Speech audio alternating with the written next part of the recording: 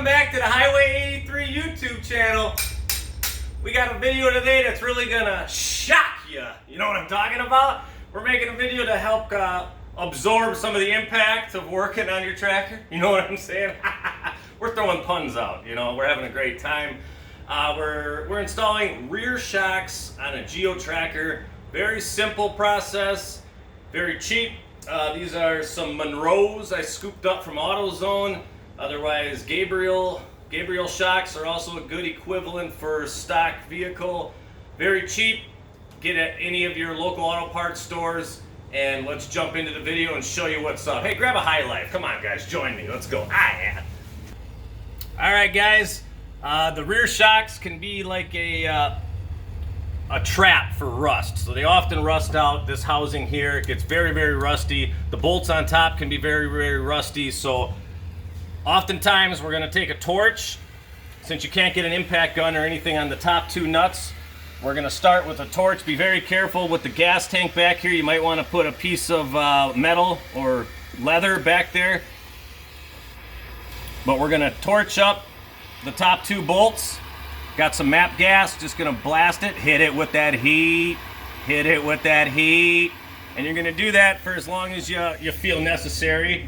Get her cherry hot if you like. This is a double nut setup. 1, 2, double nut, double nut. So we're gonna get a 14 millimeter on the bottom and a 14 millimeter on the top, and you're gonna break the top one free. Now again, these can be very rusty, very, very, very, very tight. So this one I worked on already, so it came off easy, but hit it with that heat, blast the living hell out of it till she comes off. Now you're on your bottom 14. Now this one, if you see how the shock is turning with it, so we're gonna need a hold back on this. There's several different ways you can do this. On the top here, you can see that in the video, this is flat. So you can take a crescent wrench and you can hold back on the top while putting your 14 on here.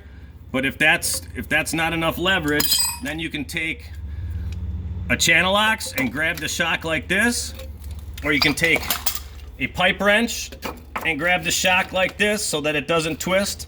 So those are three different options. I'm gonna use the channel ox because you guys know it's my favorite tool. Yeah, favorite tool, go ahead. Okay, so now we're holding back, and we are just gonna keep backing off this 14 millimeter. Well, hell, what do I got over here? I got a ratcheting wrench. Check that out. That's gonna speed the process up. Oh, yeah, well, what do you know? Scoop up some ratcheting gearbox wrenches. Yeah, go ahead. Go ahead. So now we're ratcheting off that second 14 milli. She's coming. She's coming off. We're gonna scoot this guy off, and then we're gonna move to the bottom bolt. And then we're almost done. Look at that, we released the pressure on the axle right there. I do have jacked the car. I'll show you in the next, in the video clip here. The frame is sitting on jack stands here, and the actual axle is on the floor jack, so we can lift the axle up and down and allow this to move. You see the movement here? We need that movement for the shock. So I'll show that a little bit next, or a little bit further detail in the next clip. We'll be right back. A little high life brake sitting underneath the tracker. Don't mind if I do.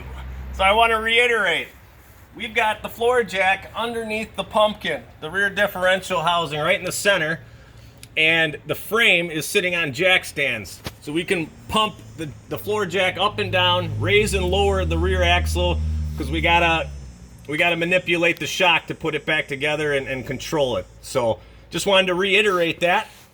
Now we're on to the bottom bolt. These are 17 millis. Again, you're probably gonna have to hit this bastard with some heat. Hit it with the heat again.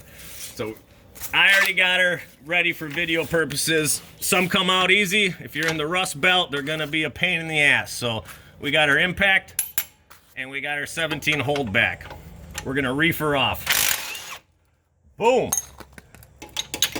Again, this is not gonna come out as easy as the video shows, but you're just gonna have to make her happen. So now we got our lower bolt. Whoop.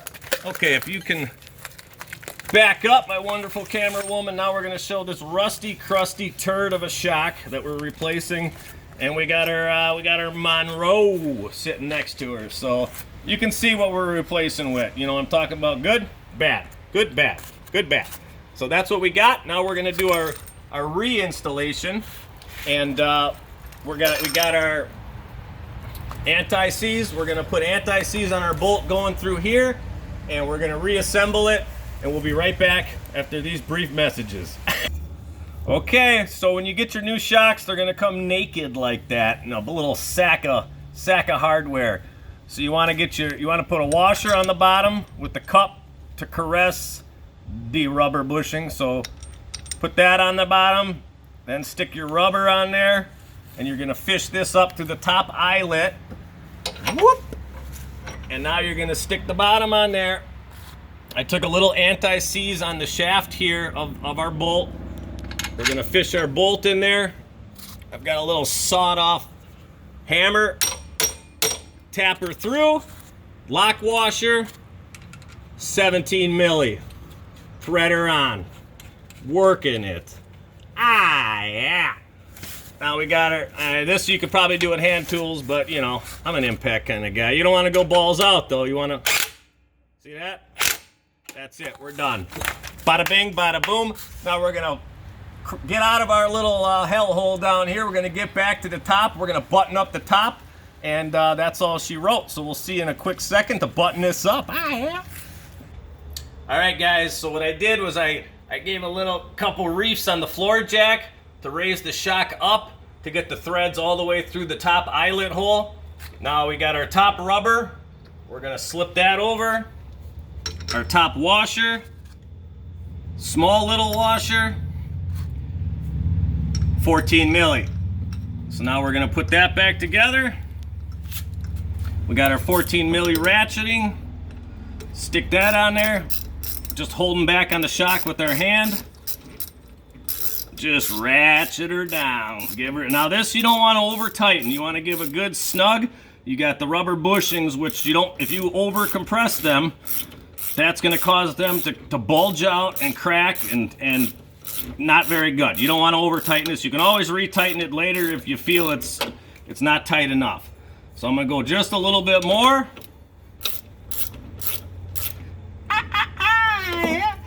I'm content with that. You know what I'm saying? Like I said, if you just keep reefing and these bulge out, you don't want that. I'm content with that. So I would say we're done here, you know? So I hope you guys were watching all the videos. We're still getting tons of positive feedback. I love you guys. Miller time, you know? Miller time, make sure you're drinking your Miller High Lifes, getting healthy and all that. Be sure to watch our other videos. We'll be putting links to them right here and here. Order parts, highway83suzuki.com. That's our website on the online store. And enjoy the videos. Have a good time working on your trucks, guys. Where's that High Life at? I don't even know where it is. Oh, there it is. Ah, yeah. See you guys.